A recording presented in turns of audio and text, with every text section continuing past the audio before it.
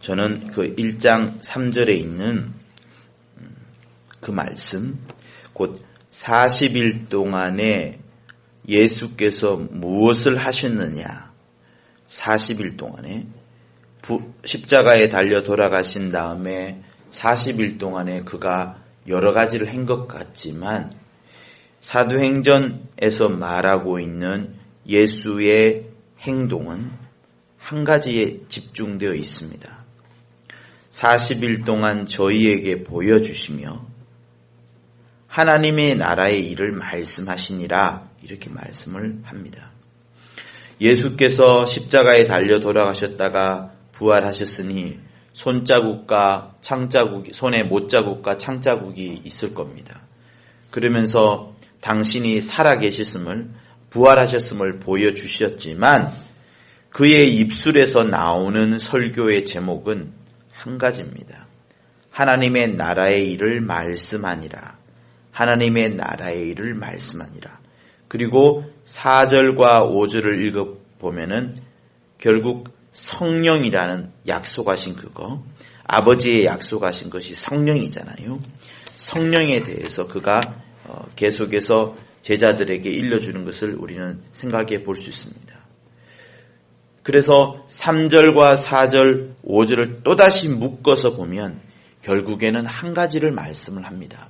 하나님의 나라에 대한 일을 말씀을 합니다.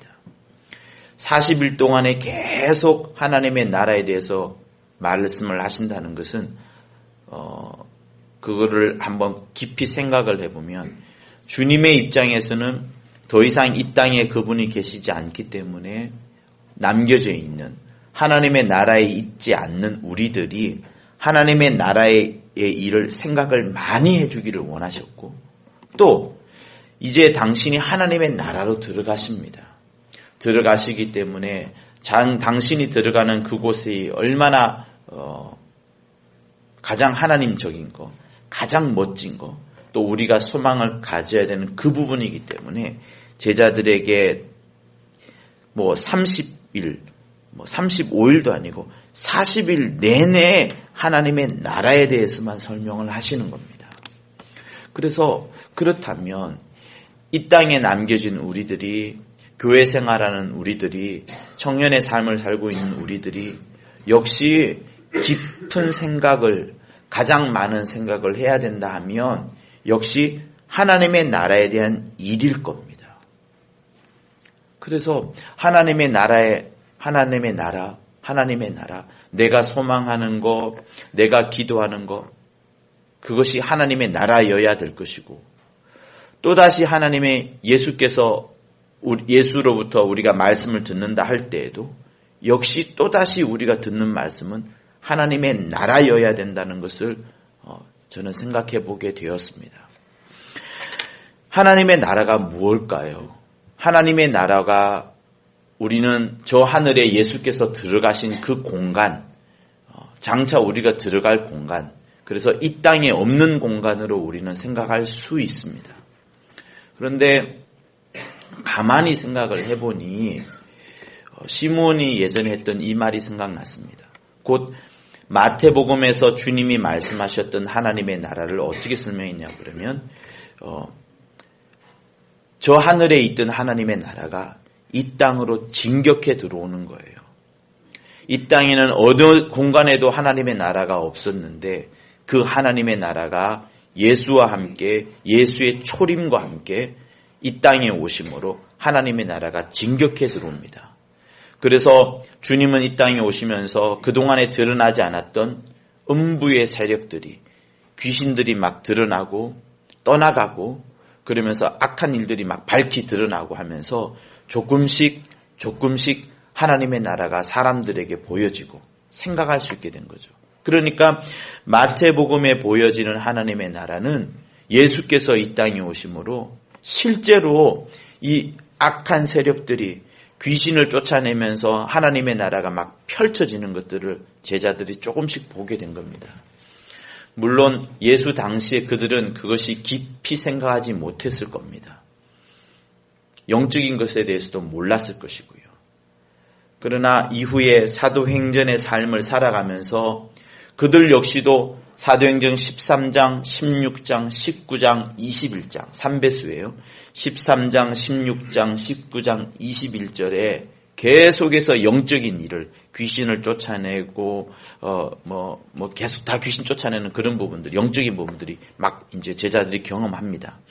그러다 보니 그들이 마태복음 12장 28절에서 들었던 하나님의 말씀, 그러나 내가 하나님의 성령을 힘입어 귀신을 쫓아내는 것이면 하나님의 나라가 이미 너희에게 임하였느니라. 곧 주님이 먼저 대비를 하십니다. 하나님의 나라와 하나님의 나라가 아닌 것, 하나님의 나라와 그 반대로 귀신이 쫓겨나가는 그것을 말씀을 합니다. 자, 마태복음에서 주님이 하나님의 나라는 예수께서 초림하심으로 하나님의 나라를 조금 보여주었습니다. 그리고 나서 사도행전에서 지금 보여주시는 것은 너희가 이제 성령을 힘입어서 너희도 성령으로 귀신을 쫓아내라. 마태복음 12장 28절에서 약속하셨던 것처럼 성령이 오심으로 우리 안에서 하나님의 나라가 나타나게 되고 우리가 그 하나님의 지배를 받습니다. 그래서 하나님의 나라라는 것은 예수께서 오셨던 그 부분을 또 있고요. 또 우리 안에 성령이 오심으로 우리 안에서 성령이 우리 안에 주인 되어 가는 것. 그러면서 나의 삶의 영역에서 하나님의 나라가 조금씩 예수는 가셨지만 성령으로 인하여서 조금씩 또한 펼쳐지는 것도 있습니다. 그것이 누가복음에서 말하는 또 사도행전에서 말하는 하나님의 나라고, 또 여러분이 함께 알 수 있는 것은 요한복음에 보면은 요한은 영적인 것을 말하잖아요. 곧 우리가 장차 들어가야 될 하나님의 나라에 대해서 말을 합니다. 그래서 예수께서 사도행전 1장 3절에서 40일 동안의 하나님의 나라 일을 계속해서 40일 내내 말씀하셨다는 것은 결코 한 단어로 말하면 하나님의 나라라는 작은 단어이지만 마태복음에 그거 초림했을 때 그 모습, 성령으로 앞으로 너희들이 지배받을 그 모습, 그리고 장차 이제는 너희가 들어갈 하나님의 나라, 이 세 가지 주제가 또 연결되어진다 그러면 굉장히 풍성한 설교를 주님이 하셨던 것이라 생각되어집니다. 그래서 사랑하는 여러분, 이 밤에 우리가 기도합시다. 예수께서 오시지 않았다면 우리는 음부의 세력, 귀신의 존재, 타락한 영적 존재를 생각지도 못했을 것이고, 그래서 예수께서 오심으로 하나님의 나라가 이제 꽉 쪼개지던 것처럼 그 틈바구니를 파고들었습니다.